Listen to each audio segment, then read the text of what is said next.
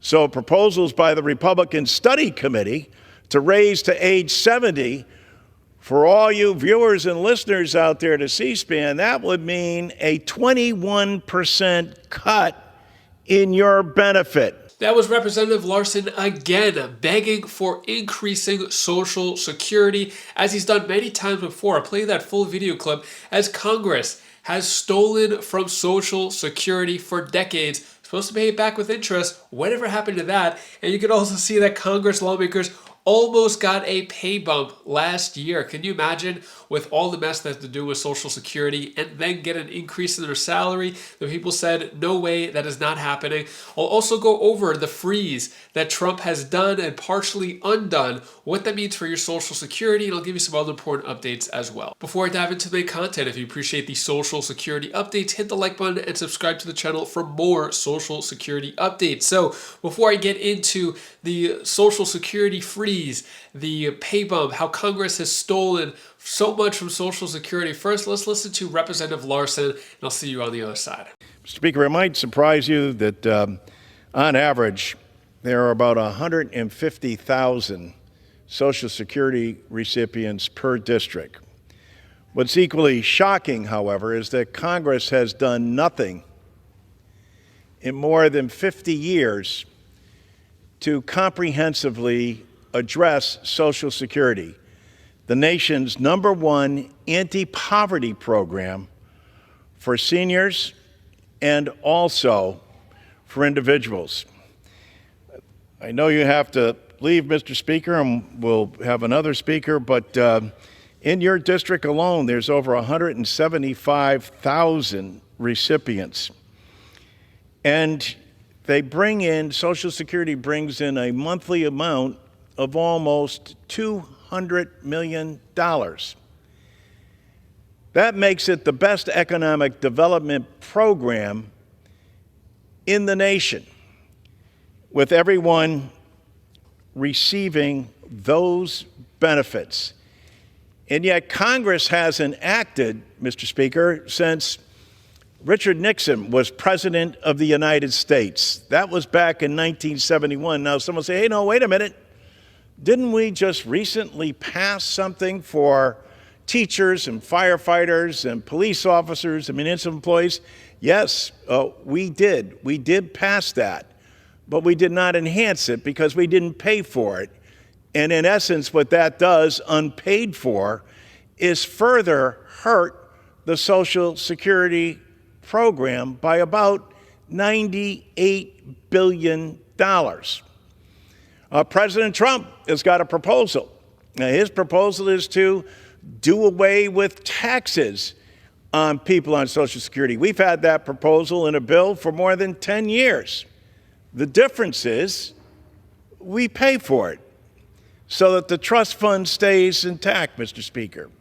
The president does not, and so what that would mean if it were to pass unpaid for, that we would be, by 2030, there would be a 36% hit on everyone's Social Security. So in other words, 2 years after President Trump is out of office,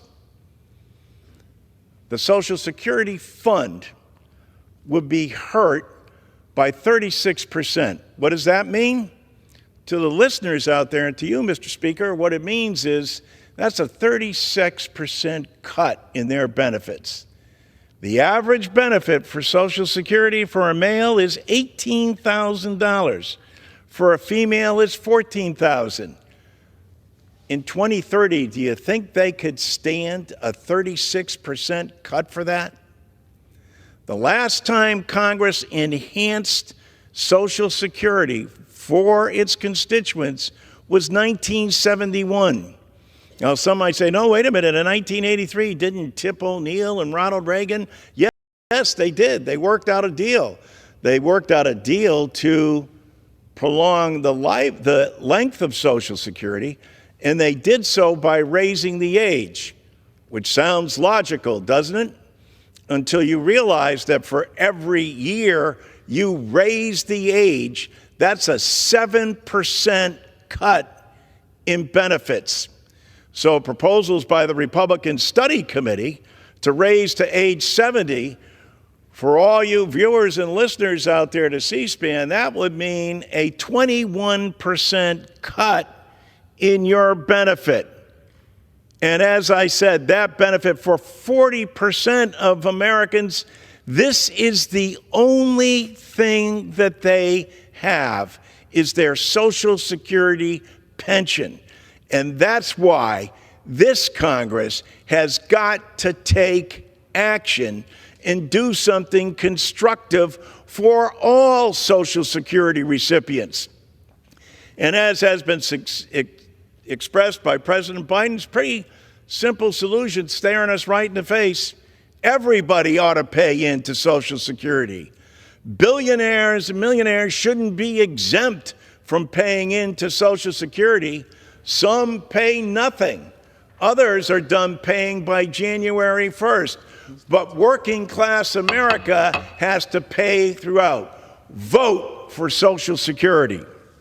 That was Representative Larson begging again for change in Social Security. Now, I know it may seem repetitive that it's almost like he's saying the same things in a different way, but that is a different video. I did not show you that video before. He is saying the same message over and over, which I think is important for people to see.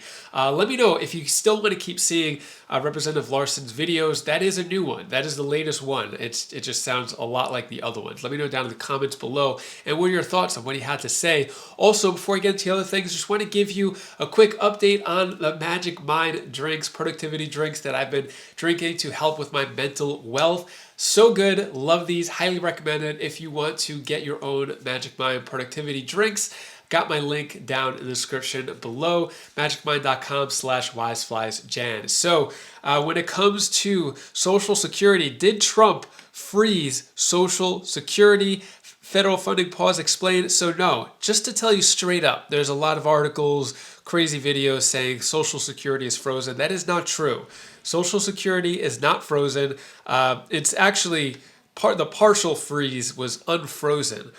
So judge temporarily blocks part of Trump's administration's plan to freeze federal aid. So I'm not going to get into all the details of the freeze, but just to answer your question, Social Security is still good, as well as Medicare, Medicaid. You have nothing to worry about that, as well as other benefits that people are getting from the government. When it comes to, I wanted to give you an update on this. So public workers won't get the Social Security Fairness Act payout for a while. So public workers waited 40 years for a law to boost Social Security. Now they wait for payout. So basically, it's like if your boss said, hey, you're getting a raise at work. You did such a great job. Here you go. We got you a raise. And everyone's all excited. Then once the excitement wears off that the announcement of the raise was happening, people are like, all right, when do we get in this raise? And then the boss says, oh, you'll get it in a year.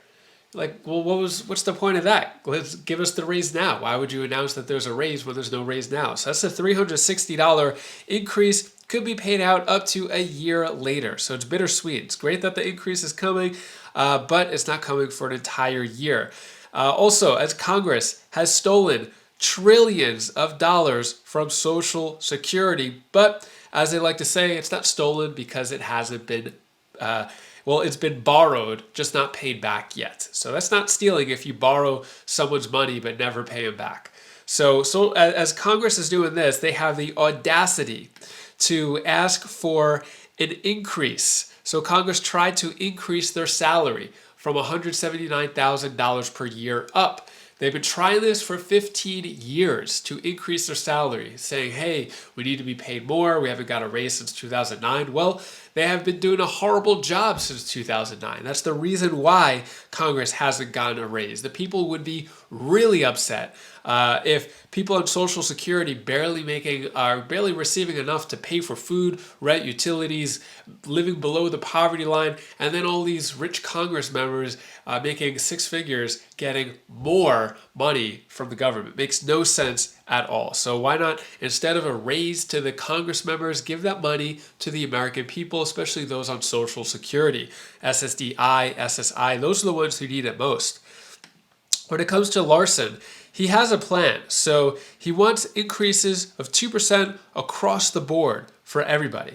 He also wants to give an additional 5% for elderly. He also wants to cut taxes, which is a part of the plan that Trump wants, as well as he did say he wanted to repeal the WEP and GPO, which has been done through the Social Security Fairness Act. He has it all. It adjusts the COLA so that it actually reflects what is being experienced by seniors. These plans are out there. Larson looks like he's doing all that he can to try to spread the word when it comes to increasing Social Security, getting the word out there. Yet, it just seems like it's falling on deaf ears. A lot of people in Congress not even talking about Social Security, not even having a vote.